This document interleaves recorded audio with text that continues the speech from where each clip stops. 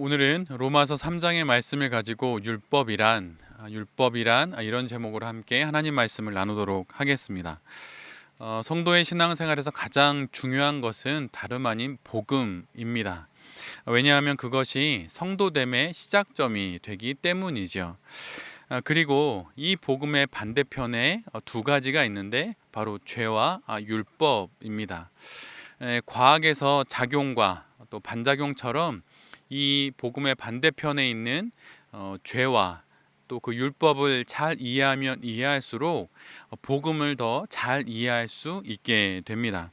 그래서 오늘은 복음과 또 죄에 이어서 순서에 따라 로마서 3장에 나와 있는 율법에 대해서 함께 말씀을 나누려고 합니다. 우리의 신앙생활에서 복음을 긍정하다 보니 율법은 마치 우리 신앙의 걸림돌이 되고 또 없애야 할 부정적인 것처럼 이해하는 경향들이 많이 있습니다. 그렇다면 예수님께서도 복음을 위해서 율법을 버리셨을까요? 마태복음 5장 17절로 19절 말씀을 제가 잠시 읽어드리겠습니다. 내가 율법이나 선지자를 폐하러 온 줄로 생각하지 말라. 폐하러 온 것이 아니요 완전하게 하려 함이라. 진실로 너희에게 이르노니 천지가 없어지기 전에는 율법의 1.1획도 결코 없어지지 아니하고 다 이루리라. 그러므로 누구든지 이 계명 중에 지극히 작은 것 하나라도 버리고 또 그같이 사람을 가르치는 자는 천국에서 지극히 작다 일컬음을 받을 것이요 누구든지 이를 행하며 가르치는 자는 천국에서 크다 일컬음을 받으리라. 예수님의 이 말씀처럼 예수님은 율법을 쓸모없다고 말씀하지 않으십니다. 율법이 백해무익하다면 폐기하실 텐데 그리하지 않으시고 부족함이 있기에 고쳐서 완전케 하시겠다고 말씀하시죠. 뭔가 부족하고 잘못된 율법을 고쳐서 제대로 사용하시겠다고 말씀하십니다. 율법의 부족하고 또 모자란 부분, 또 잘못된 부분은 무엇일까요? 그것은 우리 모두가 잘 알다시피 율법을 구원의 조건으로 이해한다는 것입니다. 율법이 구원을 우리에게 주는 것으로 이해하는 부분, 바로 그것이 율법의 잘못된 부분, 또 율법의 부족한 부분이라고 할 수 있습니다. 그러면 예수님께서는 어떻게 이 부족한 율법을 완전케 하시는 일을 하실까요? 그것은 복음과 율법의 관계 속에서 그 순서를 정리하시고 또 율법의 내용과 또 그 역할을 정리하시는 것입니다. 예수님의 율법을 완전케 하시는 방식, 고치시는 그 첫 번째 방식은 율법이 있어야 하는 그 자리에 두는 것입니다. 소위 구원을 얻기 위한 수단으로 이해되는 율법의 자리를 구원은 여는 열쇠로 이해하는 그 율법의 자리에 놓여 있는 그 율법을 구원의 그 이후에 기회와 또 책임의 자리로 돌려놓는 것, 그것이 예수님께서 하시는 방식입니다. 성도로서의 성장과 또 성숙을 위한 필요한 도구로 그 도구의 자리에 율법을 놓는 것이 바로 예수님께서 하시는 방식입니다. 앞에서 읽어드린 마태복음 5장의 말씀을 보면 율법을 하나도 지키지 못한 자와 율법을 행하고 또한 가르치는 자, 그 두 사람의 결과는 둘 다, 한 사람은 천국에서 지극히 작은 자라 일컬음을 받는 것이고 또 한 사람은 천국에서 지극히 큰 자라 일컬음을 받는 것입니다. 둘 다 천국에 있습니다. 둘 다 천국에 있고 상급이 다를 뿐이지요. 여러분, 우리 모두가 기억해야 하는 것은 로마서는 이미 구원받은 로마의 교인들에게 쓴 사도 바울의 편지라고 하는 것입니다. 율법은 복음 그 뒤에 복음 안에 그리고 복음 아래가 바로 율법의 자리입니다. 여기서 복음이라는 단어를 구원이라고 하는 단어로 바꾸어도 괜찮습니다. 율법은 복음으로 이미 얻은 구원 뒤에, 율법은 복음으로 받은 그 구원 안에, 율법은 복음으로 주신 그 구원 아래에 그 자리가 있습니다. 이 순서가 중요하고 또 이 자리가 매우 중요합니다. 복음 다음 율법입니다. 복음의 뒤에 율법이 있습니다. 로마서 1장 복음에 대한 정의 이후에 로마서 3장 율법에 대한 설명이 나오듯 복음 뒤에 율법의 자리가 있습니다. 복음이 가장 먼저입니다. 복음이 먼저 내게 복음이 된 다음에 율법은 그 이후에 비로소 율법이 있어야 하는 복음의 뒷자리에서 제대로 된 율법의 내용을 갖고 또 그 기능을 수행하게 됩니다. 그래서 이 순서가 매우 중요하지요. 부모에게는 자녀를 양육하기 위해서 친밀함과 또 훈계가 함께 있어야 합니다. 이전 설교의 제목처럼 구원에는 칭의라고 하는 앞면과 또 성화라고 하는 뒷면이 함께 있어야 하지요. 이처럼 성도의 신앙 생활에서 복음과 또 율법이 같이 있어야 합니다. 그러나 여기서 중요한 것은 그 순서입니다. 친밀함이 있기 전에 훈계를 하면 자녀들은 반발하지요.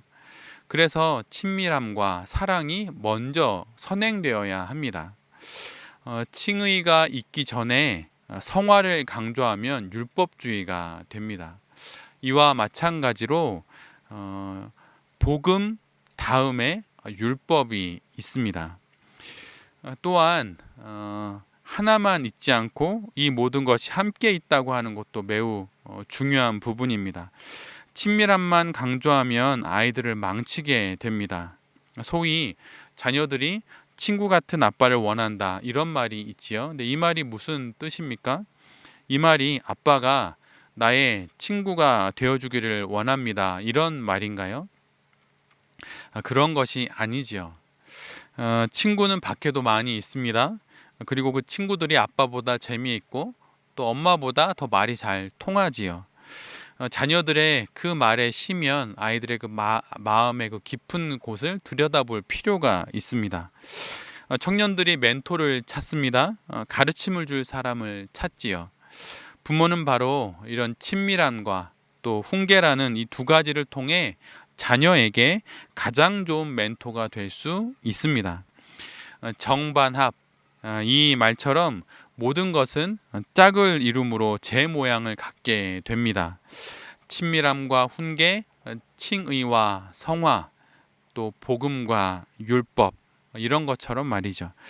복음과 율법 이 둘 사이의 순서와 또 그 함께함, 그 관계성을 잘 알고 마땅한 자리에 이 둘을 놓을 때 바른 성도가 될 수 있습니다.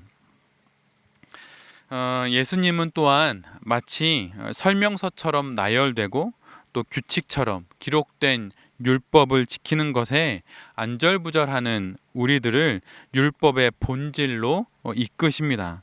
바로 하나님 사랑과 이웃 사랑이지요. 율법의 본질이라고 하는 그 그릇 안에 율법의 모든 내용들을 담아서 율법을 정리하십니다. 율법을 복음 다음에 놓는 것이 율법의 순서에 대한 정리라고 한다면 방금 말씀드린 이것은 율법의 내용에 대한 정리라고 말씀드릴 수가 있습니다. 예수님은 안식일을 지켜야 한다는 율법의 내용을 생명을 귀히 여기라는 율법의 본질로 보완하셨습니다. 곡기를 끊는 것이 금식이 아니라 내가 땅의 양식이 아닌 나를 먹이시는 하나님의 사랑을 먹고 사는 그런 존재라고 하는 그 본질로 우리를 이끄십니다. 하나님은 문자와 또 법령으로 이해되는 율법들을 담고 있는 그 율법의 본질로 우리의 시선을 이끄십니다. 하나님은 시를 적어서 우리에게 주셨는데 약속으로 우리에게 말씀을 주셨는데 우리는 자꾸 그것을 분석하고 또 연구하고 마침내 규칙처럼 또 법규처럼 이렇게 정리를 하지요. 물론 이런 이해들, 분석들 또는 법규로 이해하고 정리하는 것, 이것이 시를 더 잘 이해하게 하기도 합니다. 그러나 그 모든 것이 결국 시를 가장 시답게 읽게 할 때 모든 분석과 또 연구가 의미가 있는 것이죠. 마찬가지입니다. 하나님 사랑, 이웃 사랑이라고 하는 이 율법의 본질, 이 본질을 가장 잘 구현해내게 하는 것, 그것이 바로 율법의 내용들이 되어야 합니다. 그래서 안식일에 병자가 있으면 당연히 고쳐야 하지요. 안식일에 웅덩이에 빠진 사람이 있으면 구해야 하는 것입니다. 그런데 그것이 법규와 규정으로 율법의 내용으로 그렇게 제한되다 보니 율법의 본질은 잃고 율법의 내용들을 지키는 것으로 율법이 축소된 것이 바로 율법의 부족한 부분입니다. 그래서 율법의 본질에 눈을 뜰 때 비로소 혹 내가 율법을 제대로 지키고 있는지 아닌지에 대한 그 분별들이 제대로 이루어질 수 있는 것이죠. 남자들은 군대에 가서 가장 낯선 경험들을 여러 번 하게 되는데 그중에 가장 낯선 경험은 훈련소에서의 첫날 밤을 보낸 다음 날 아침입니다. 눈을 뜨면 마치 이런 마음이 순간 확 들지요. 난 누군가? 그리고 또 여긴 어딘가? 이런 생각이 듭니다. 분명 어제 아침 이 시간 집에서 어머니가 차려주신 따뜻한 밥을 먹고 하루를 시작했는데 이 낯선 곳은 어디인가? 그리고 짧게 잘린 나의 머리카락은 무엇인가? 그리고 이 매캐한 냄새가 나는 이불은 무엇인가? 그러다 그 순간 불현듯 갑자기 알게 되죠. 아, 내가 군인이 되었구나. 복음이 바로 이런 것입니다. 아, 나 이제 구원받은 성도지? 이제 이런 것이죠. 그리고 군대에서는 이내 훈련소 조교들과 또 교관들의 목소리를 듣게 됩니다. 그리고 연병장을 돌고 산을 타고 각종 훈련을 합니다. 이 모든 것들은 군인이 되었으니 이제 군인에 걸맞는 내가 되기 위해 내용을 채워가는 과정입니다. 온갖 매뉴얼을 외우고 또 훈련을 거듭하지요. 신앙의 세계에서 이런 역할, 이런 훈련의 역할을 하는 것이 바로 율법입니다. 군대에서 고된 훈련을 통해 내가 군인이지 않은 생각들을 순간순간 다시 하게 되고 또 알게 되듯이 그리고 더욱 군인다워지듯이 신앙생활에서 성도는 율법을 통해 내가 구원받은 성도지라고 하는 것을 알게 되고 또 더더욱 성도다워집니다. 부모의 책임은 부모가 된 자가 지는 것입니다. 군인의 책임은 이미 군인이 된 자가 지는 것이죠. 율법이 바로 우리에게 이것을 알려줍니다. 율법을 지켜야 할 책임, 훈련을 받아야 할 기회가 우리에게 있음을 통해 역으로 우리가 이미 구원받은 자임을 역설적으로 율법은 우리에게 알려줍니다. 율법을 잘 못 지킬 수도 있어요. 훈련을 잘 못 받을 수도 있고 실패할 수도 있습니다. 또는 성공할 수도 있지요. 그러나 그 모든 과정을 통하여서 우리는 알게 됩니다. 내가 군인의 이 훈련을 받는 이유가 뭐지? 내가 군인이기 때문에 내가 이미 군인이 되었기 때문에 내가 군인에게 걸맞는 책임 또 걸맞는 모습을 갖기 위해서 내가 훈련을 받는 거지. 이와 같이 우리가 율법을 통해서 훈련을 받고 하는 이유는 내가 복음을 통하여서 이미 구원받은 성도라고 하는 사실, 그 사실을 더욱더 깊게 깨닫게 해줍니다. 율법을 지켜야 구원을 받는 것이 아니라 구원을 받았으니 율법을 지키는 것, 바로 그것이죠. 바로 이것을 우리는 율법을 지키는 과정들 속에서 알아가게 됩니다. 신앙이 훈련으로 시작되는 것은 아니지만 훈련 없는 신앙은 없습니다. 신앙이 여러분 훈련으로 시작되지 않습니다. 어느 날 갑자기 교회를 다니다 하나님을 만나죠. 아니면 불현듯 세상의 삶을 살아가다가 불과 같이 하나님을 만나기도 합니다. 그게 복음이죠. 아, 내가 이제 성도가 되었구나, 내가 구원받은 성도구나 라고 하는 것을 알게 되는 순간이지요. 그래서 신앙이 훈련으로 시작되는 것은 아닙니다. 그러나 훈련이 없는 신앙은 없습니다. 구원을 율법으로 얻는 것은 아니지만 구원 이후에 훈련 없는 구원은 없습니다. 바로 이 훈련의 단계에서 훈련의 도구가 되는 것이 바로 율법이지요. 그리고 구원 이후 내 신앙의 현 주소를 알게 하는 것이 바로 율법의 역할입니다. 목표가 아닌 도구로서 복음 이후, 복음 그 뒷자리, 구원 이후, 구원 그 뒷자리에서 신앙 여정의 보조로서의 역할을 하는 것이 바로 율법입니다. 에베소서 4장 13절에 이런 말씀이 있습니다. 우리가 다 하나님의 아들을 믿는 것과 아는 일에 하나가 되어 온전한 사람을 이루어 그리스도의 장성한 분량이 충만한 데까지 이르리니.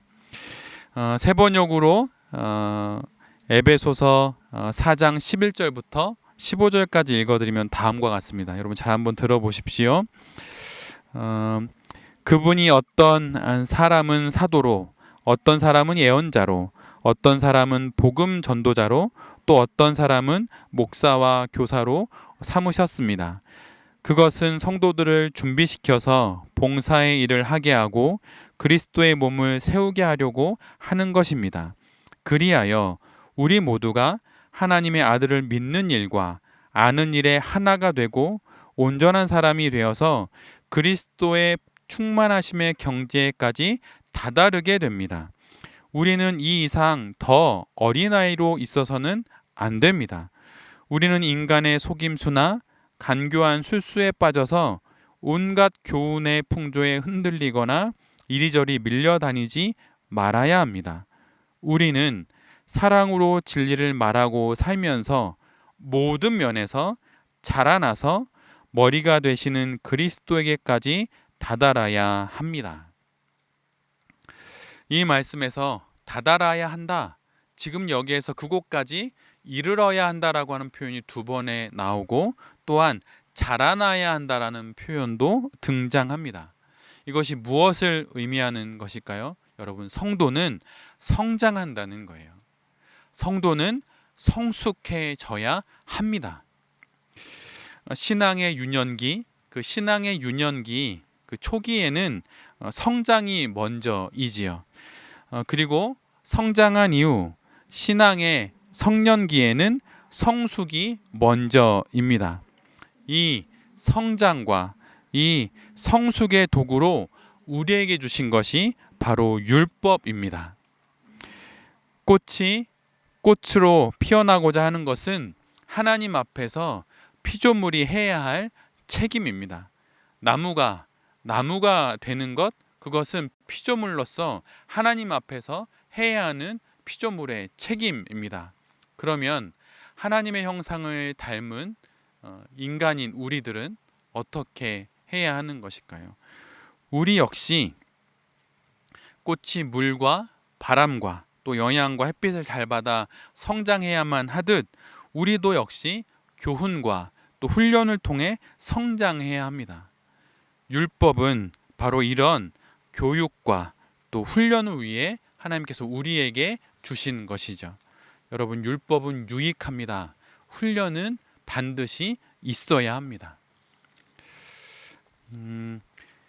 성장하기 위해 또 온전한 그리스도인이 되기 위해 우리가 할 수 있는 것, 사람들이 하는 것, 그것은 바로 배우고 익히는 것이죠.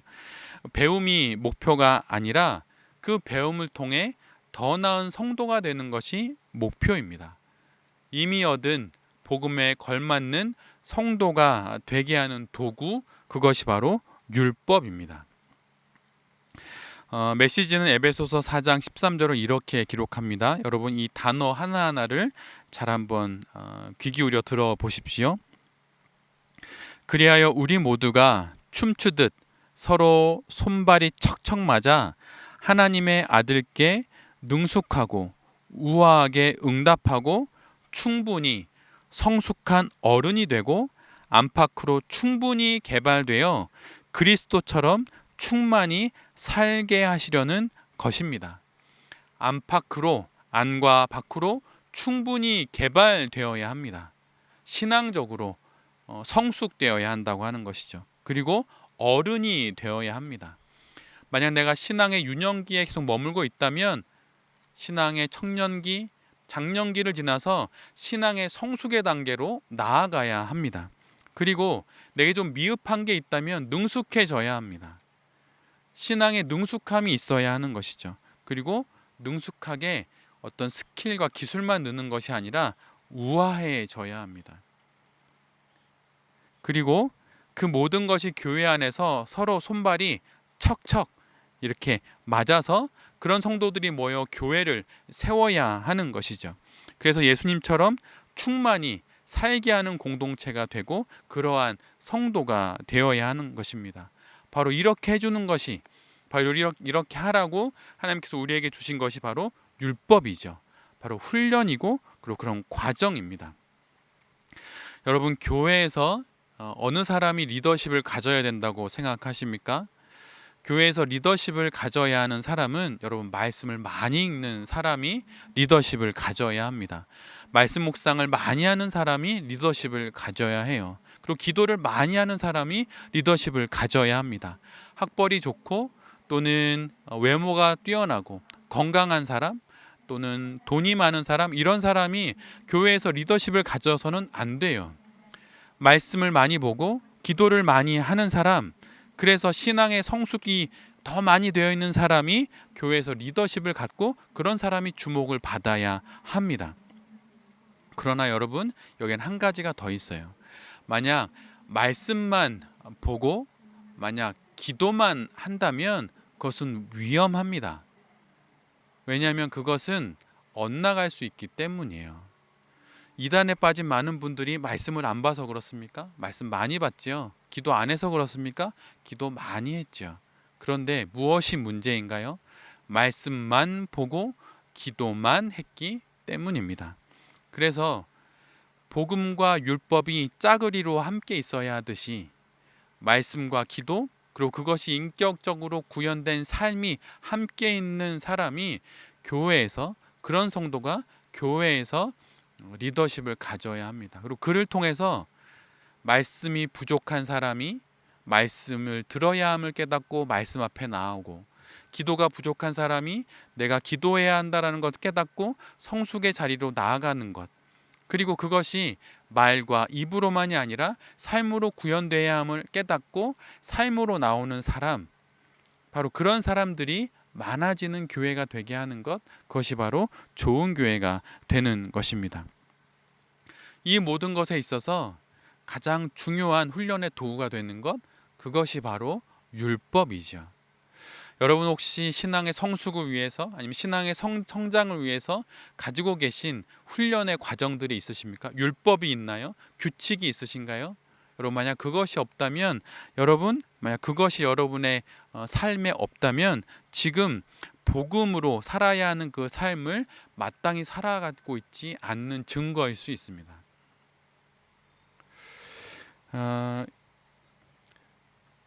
만약 묵상을 한다면 묵상을 더 하십시오. 만약 기도가 부족하다면 기도할 시간을 내십시오. 그런 훈련의 과정들을 통하여서 성숙한 신앙의 어른이 될 것입니다. 그러면 이처럼 우리는 율법의 자리, 또 율법의 내용, 율법의 본질, 그리고 율법의 기능들, 역할들을 이렇게 다 살펴봤습니다. 그러면 이 모든 것을 다 알고 있다면 우리는 이제 복음의 복된 삶을 잘 살 수 있는 것일까요? 그런데 그렇지가 않습니다. 율법의 모든 것을 다 안다 해도 우리는 다시 실수하죠. 그리고 또 실패합니다. 그때 우리는 결국 율법에서의 실패를 통해 복음의 귀함을 역으로 알게 됩니다. 율법, 죄로 인해서 또는 율법을 규칙을 이루어갈 수 있는 나의 능력이 없고 성실이 없는 걸 통해서, 그런 실패를 통해서 그 반대편에 있는 복음의 귀함을 알게 됩니다.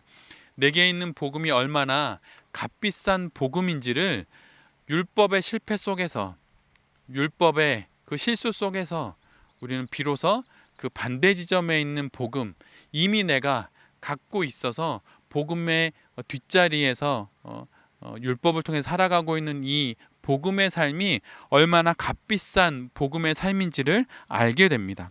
이런 거죠. 아, 율법이 아닌 복음으로 구원을 받는 거구나. 그래, 내가 율법을 지킬 수 없는 사람이구나. 아, 그러기에 복음이 정말 귀한 것이구나라고 하는 것을 알게 됩니다.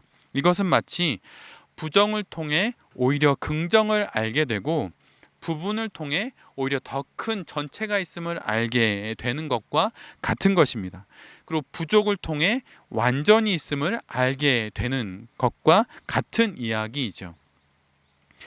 율법 앞에서 어찌할 바를 모르는 우리를 보고 하나님께서 이렇게 보시는 것은 아닌가라는 생각이 듭니다. 예를 들면 이런 거죠. 사랑하는 자녀가 중간고사 시험을 망쳤습니다. 열심히 노력했는데 중간고사 문제를 한두 개 틀렸어요. 그랬더니 아이가 인생을 다 산 것처럼 여기거나 혹여라도 그만 살자라고 이렇게 마음을 갖게 되었다고 생각해 보십시오. 그러면 인생 전체를 다 아는 부모가 보기에 이게 얼마나 참으로 안타까운 일이겠습니까? 그것은 고작 학창 시절에 한두 문제 틀린 것 뿐인데 말입니다. 이처럼 율법 앞에서 나의 부족을 혹시 발견하면 거기서 안 되겠다, 이제 다 끝났다, 이렇게 할 것이 아니라 이것이 전체의 일부, 복음의 뒤에서 벌어진 일, 복음을 갖고 있는 나의 삶 속에서 벌어진 일임을 알고 자신의 부족을 확인하고 다시 그곳에서 시작하면 됩니다. 여러분, 신앙, 또 다른 말로 복음, 그것은 무엇인가요? 복음이란 다시 시작할 수 있는 힘입니다. 믿음, 그것을 어느 믿음의 선인이 이렇게 이야기했잖아요. 믿음이란 믿 힘이다. 한자로 저력, 숨어있는 힘이라고 하는 것이죠. 여러분, 그래서 내가 율법 훈련의 과정, 내가 책임을 다하는 과정에서 실수할 수 있고 실패할 수 있습니다. 여러분, 그러면 다시 복음을 붙잡고 다시 일어서면 됩니다. 다시 시작하면 됩니다. 그리고 그것을 통해서 복음이, 내가 갖고 있는 복음이 얼마나 귀하고 값비싼 것인지를 알면 됩니다. 우리는 율법의 실패 속에서 결코 무너지지 않습니다. 율법이 실패한 자리, 율법을 이루지 못한 그 자리에서 오히려 우리는 내 안에 있는 복음이 얼마나 값비싸고 귀한 것인지 그것을 비로소 알게 되기 때문입니다. 특별히 여러분, 신앙의 유년기를 지나고 있거나 아니면 아직 어린 자녀들이 있는 분들이 계시다면 복음이 얼마나 중요한지를 먼저 알아야 합니다. 예를 들면 어릴 적에는 아이들이 말싸움을 막 할 때가 있죠. 놀이터 같은 데서. 그럴 때 아이들이 어떻게 막 자기 주장을 펼칩니까? 이렇게 말하잖아요. 우리 엄마가 말했는데 그건 이런 거래. 내가 선생님한테 물어봤는데 선생님이 그건 이런 거래, 이렇게 이야기하죠.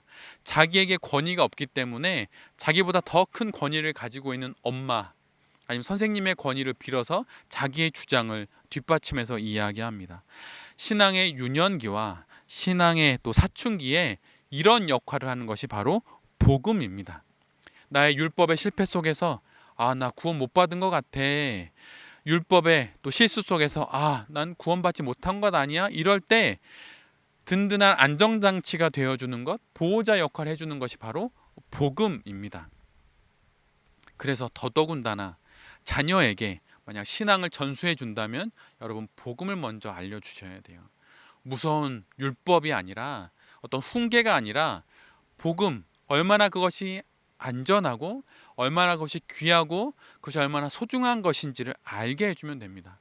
여러분, 제가 신학을 하기 이전에 전공이 환경과 생태였잖아요. 근데 예전에 환경과 생태를 가르칠 때는 맨 처음엔 다 이렇게 가르쳤어요. 환경 오염, 물이 얼마나 더러워지는지, 대기 오염, 얼마나 공기가 우리의 인간의 활동으로 인해서 얼마나 이렇게 나빠지는지 막 지저분한 것을 막 가르쳐 주었습니다. 근데 여러분, 그것으로 사람들이 환경을 귀하게 여기지 않는 거예요. 그래서 그 다음부터 환경과 생태에 관련된 교육의 방식이 완전히 바뀌었어요. 어떻게 바뀌었냐면, 여러분, 물이 얼마나 소중한지 아십니까? 자연이 얼마나 아름다운지 아십니까? 생태가 얼마나 그 안에 신비로운 것이 많은지 아십니까? 이렇게 아름다운 것들을 이야기해 주므로 그 아름다운 것을 통해서 환경을 지켜야겠다라는 생각을 사람들에게 갖게 하는 것으로 그 방향이 바뀌었어요. 너가 예수님 잘 믿으면 벌 받는다. 여러분, 그것이 아닙니다. 특별히 어린 아이일수록 아이들에게는 여러분, 복음의 그 따뜻함을 전해줘야 해요. 복음이 얼마나 값비싸고 귀한 것인지, 그리고 내가 실수를 해도 실패를 해도 괜찮다 하시는 그 하나님의 그 복음을 먼저 알려주어야 합니다. 그리고 그 다음에 성장해 갈 때 아이들이 한두 개씩 실수를 하거나 아니면 신앙의 유년기에 있는 성도들이 한두 개씩 실수를 할 때 그때 이야기해 주는 거죠. 이 시기에는 율법 훈련이 필요합니다. 그 훈련을 통하여서 오히려 더 복된 복음의 삶을 살 수 있습니다라고 알려주는 것이죠. 가끔은 이런 생각을 합니다. 하나님은 충분히 여유가 있으신데 그래서 그런 눈빛으로 우리를 지켜보시는데 오히려 우리가 여유가 없는 것 같아요. 여러분, 이런 말이 있어요. 만약 그 종교가 진짜 참된 종교라면 그 종교를 믿는 사람들에게 방황을 허용해야 한다라는 말이 있습니다. 이 말이 무슨 말인가요? 시행착오가 있다는 거예요.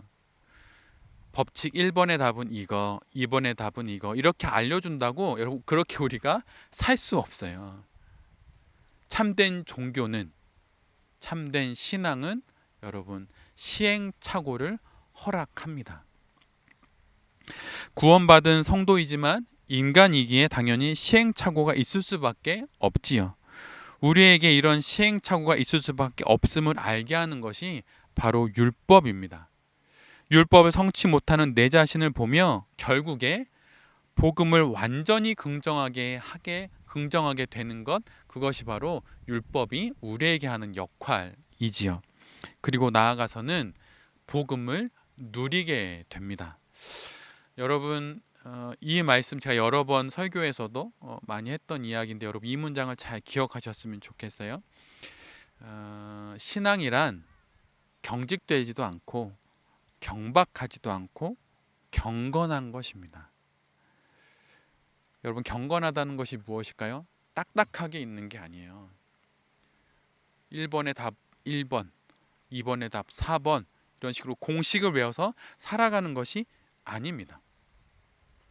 경건이란 복음을 안고 삶의 다양한 사건들 속에서 실수하기도 하고 또 실패하기도 하고 때로는 성공하기도 하고 그런 다양한 시행착오 속에서 결국 나는 복음으로 사는 사람이구나 라고 하는 것을 아는 것이죠.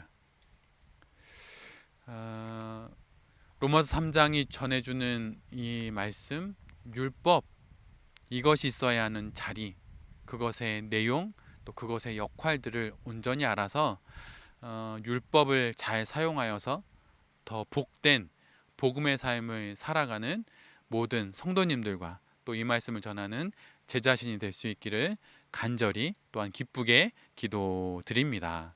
아멘. 제가 잠시 기도하겠습니다. 주님, 율법을 온전케 하신 주님께 감사를 드립니다. 복음 이후 율법이 결국 더욱 나를 성도답게 함을 알게 하시니 감사합니다. 내가 지고 있는 책임으로서의 율법과 기회로서의 율법이 있는지 주님 돌아봅니다. 내가 지고 있는 훈련들이 있는지, 내가 하고 있는 거룩의 연습들이 있는지 주님 뒤돌아봅니다. 말씀은 보지 않고 설교만 찾아 헤맨 것은 아닌지, 기도는 하지 않고 그럴듯한 신앙 서적만을 읽으려고 한 것은 아닌지 주님, 이제는 말씀과 기도를 훈련하고 이제는 그 길을 걸어가는 우리 모두가 되게 하여 주시옵소서. 더욱 말씀을 읽고 더욱 기도를 하며 복음에 어울리는 삶을 율법과 훈련으로 다듬으며 살아갈 수 있도록 주님 우리를 도와 주시옵소서. 주님, 우리 모두를 구원받은 새로운 피조물로 훈련과 율법을 통해 더욱 아름답게 빚어 주시옵소서. 이 모든 말씀 예수 그리스도의 이름으로 기도드립니다. 아멘.